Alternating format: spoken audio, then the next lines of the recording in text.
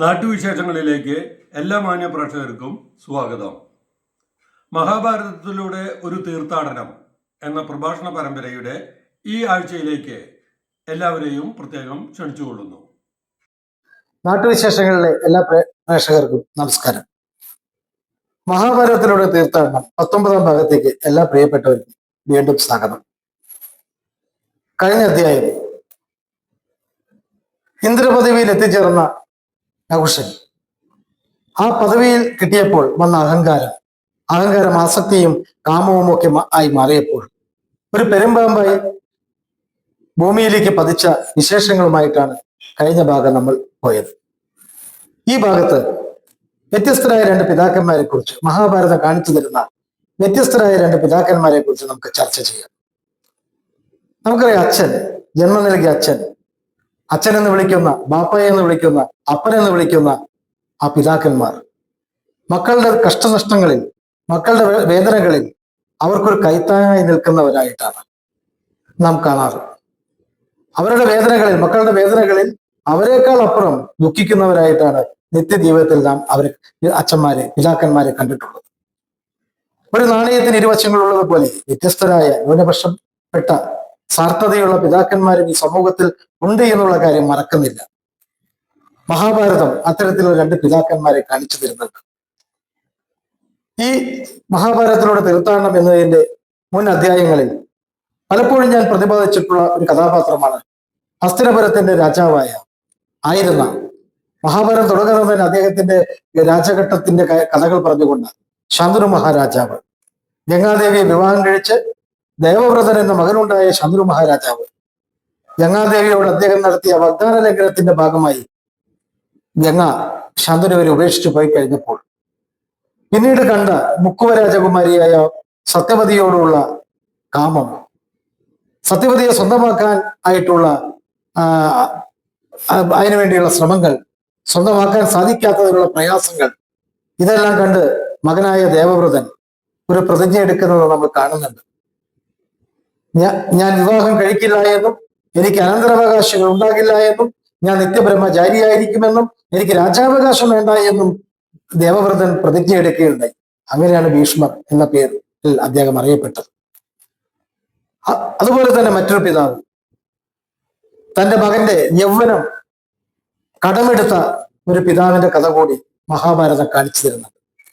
ചന്ദ്രവംശ രാജാക്കന്മാരിൽ പ്രഗത്ഭനായ ഭരണാധികാരിയായിരുന്ന യയാതി മഹാരാജാവ്, അദ്ദേഹം വിവാഹം കഴിച്ചിരുന്നത് അസുരഗുരുവായ ശുക്രാചാര്യന്റെ മകൾ ദേവയാനിയായിരുന്നു. വിവാഹത്തിന് ശേഷം ഭർത്താവിന്റെ രാജധാനിയിലേക്ക് ദേവയാനി പോകാൻ തയ്യാറെടുപ്പുകൾ നടത്തുമ്പോൾ പിടിവാശിക്കാരിയായ ദേവയാനി നടത്തിയ കുതന്ത്രം മൂലം ആ രാജ്യത്തിന്റെ രാജകുമാരിയായ ശർമ്മിഷ്ഠയെ തോഴിയായി ദേവയാനി കൊണ്ടുവരികയാണ്. ദിവസങ്ങളും മാസങ്ങളും കഴിഞ്ഞപ്പോൾ സുന്ദരിയായ ശർമ്മിഷ്ഠയെ കണ്ട യയാതി രാജാവിന് ശർമ്മിഷ്ഠയോടൊരു മോഹം തോന്നി. ആ മോഹം ദേവയാനി അറിയാതെ ശർമ്മിഷ്ഠയെ വിവാഹം കഴിക്കുന്നതിൽ എത്തിച്ചേർന്നു. ഇരു ഭാര്യമാരിലും മഹാരാജാവിന് പുത്രന്മാർ ജനിച്ചു. ഒരു കള്ളവും അധികം കാലം മൂടിവെക്കാൻ സാധിക്കില്ല എന്ന ചൊല്ലുപോലെ ശർമ്മിഷ്ഠയുമായുള്ള യയാതി രാജാവിന്റെ ബന്ധം, അതിലുണ്ടായ പുത്രന്മാരുണ്ടായ വിവരവും ദേവയാനി അറിയുകയാണ്.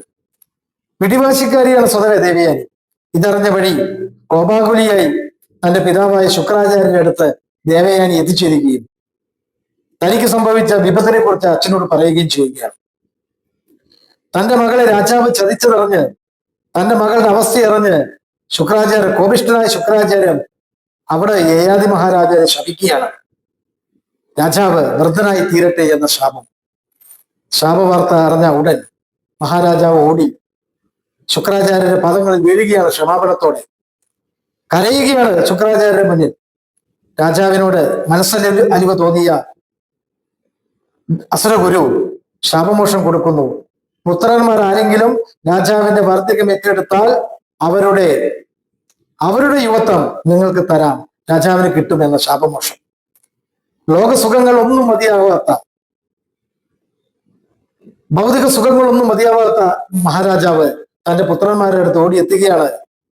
താൻ ജന്മം നൽകിയ തന്റെ പുത്രന്മാരോട് തന്റെ വാർദ്ധക്യത്തിന് പകരം അവരെ യുവത്വം അപേക്ഷിക്കുകയാണ് മഹാരാജാവ്. ദേവയാനിയുടെ മക്കൾ ആരും സമ്മതിക്കുന്നില്ല, അച്ഛന്റെ അപേക്ഷ നിരാകരിക്കുന്നു. ശർമ്മിഷ്ഠയുടെ മകനായ പൊരു അച്ഛന്റെ അപേക്ഷ സ്വീകരിച്ച് തന്റെ യുവത്വം അച്ഛന് കൊടുത്ത് അച്ഛന്റെ വാർദ്ധക്യം ഏറ്റെടുക്കുന്നു. പിന്നീട് കാലങ്ങളോളം, വർഷങ്ങളോളം മഹാരാജാവ് ലോകസുഖങ്ങളിൽ അഭിരമിച്ച് ഭൗതിക സുഖങ്ങൾ ആഘോഷിച്ച് ജീവിക്കുകയാണ്.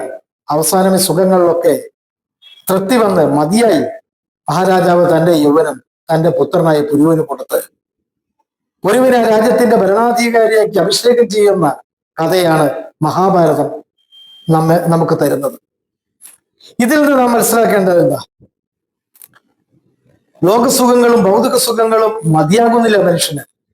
ജന്മം നൽകിയ, താൻ എടുത്തു വളർത്തിയ തന്റെ പുത്രനോട് പോലും അവന്റെ യുവത്വം കടമെടുത്ത് മേടിക്കുവാൻ, തന്റെ വാർദ്ധക്യത്തിന് പകരം അവന്റെ യുവത്വം മേടിക്കുവാൻ അത്രയും നാണമില്ലാത്തവനായി യയാതി രാജാവ് മാറിയിട്ടുണ്ടെങ്കിൽ ആ ലോകസുഖങ്ങളുള്ള താല്പര്യമാണ്, ആഗ്രഹം, കാമം, മോഹം, മരിക്കാനുള്ള ഭയം, ഇതെല്ലാം ഇന്ന് നമുക്കെല്ലാവർക്കും ഉണ്ട്. നമ്മൾ മാനവർക്കെല്ലാവർക്കും ഉള്ളതാണ്. ലോകസുഖങ്ങളൊക്കെ അനുഭവിച്ച യയാതി രാജാവിന് വാർദ്ധക്യത്തിലേക്ക് എത്തുവാനുള്ള വിഷമം മഹാഭാരതം വരച്ചു കാണിക്കുന്നത് നമുക്കിത് മനസ്സിലാക്കാൻ വേണ്ടിയാണ്. ലോകത്തൊന്നേ സത്യമുള്ളൂ, ജനിച്ചാൽ മരണമുണ്ട്. പക്ഷെ മരണം നമുക്ക് പേടിയാണ്. എന്താ കാരണം? മരണത്തിലേക്കുള്ള കോണിപ്പടികളാണ്, ഏണിപ്പടികളാണ് ബാല്യവും കൗമാരവും യൗവനവും വാർദ്ധക്യവും ഒക്കെ. പക്ഷെ വൃദ്ധനാകാൻ നമുക്ക് തയ്യാറല്ല. വാർദ്ധക്യം നമുക്ക് പേടിയാണ്. സമഭാവനയോടെ ബാല്യ കൗമാര യൗവന വാർദ്ധക്യ കാലഘട്ടങ്ങളെ എടുത്താൽ തീർച്ചയായും നമ്മുടെ പഞ്ചേന്ദ്രിയങ്ങളെ നിയന്ത്രിക്കാൻ നമുക്ക് സാധിക്കും. നമുക്ക് ആഗ്രഹം തരുന്ന, നമുക്ക് മോഹം തരുന്ന, നമ്മുടെ മനസ്സിലേക്ക് കാമം തരുന്ന പഞ്ചേന്ദ്രിയങ്ങളെ നിയന്ത്രിക്കാൻ നമുക്ക് സാധിക്കും. ഈ നമ്മുടെ ജീവിതത്തിൽ ഒരു സമഭാവന പുലർത്തിയാൽ. മഹാഭാരതം കാണിച്ചു തരുന്നത് ഇതൊക്കെ തന്നെയാണ്. ഒരു മനുഷ്യ ജീവിതം, മാനവ ജീവിതം സമ്പൂർണ്ണമാകുവാൻ, സഫലമാകാൻ, തൃപ്തിയോടുകൂടി ലോകത്ത് വേർപിരിയണമെങ്കിൽ മനസ്സിൽ സമഭാവന ഉണ്ടാക്കി തീർത്തേ മതിയാവും. ഇന്ദ്രിയങ്ങളെ നിയന്ത്രിച്ചേ മതിയാവും. കാമത്തെയും മോഹത്തെയും ആഗ്രഹങ്ങളെയും ഒരു പടി അപ്പുറം നിർത്തുവാൻ നമുക്ക് സാധിക്കണം. നമുക്ക് സാധിക്കാത്തതും അത് മാത്രമാണ്. തീർച്ചയായും മഹാഭാരതത്തിന്റെ മറ്റൊരു ഭാഗവുമായി നമുക്ക് അടുത്ത ആഴ്ച വീണ്ടും കാണാം. അതുവരെ എല്ലാ പ്രിയപ്പെട്ടവർക്കും നമസ്കാരം. മറ്റൊന്നും ഇല്ലാതല്ല, മറ്റേതും ഇതുപോലെയാവില്ല. ടോപ്പ് ഇൻ ടൗൺ പാലക്കാട് സന്ദർശിക്കുക. Top in town.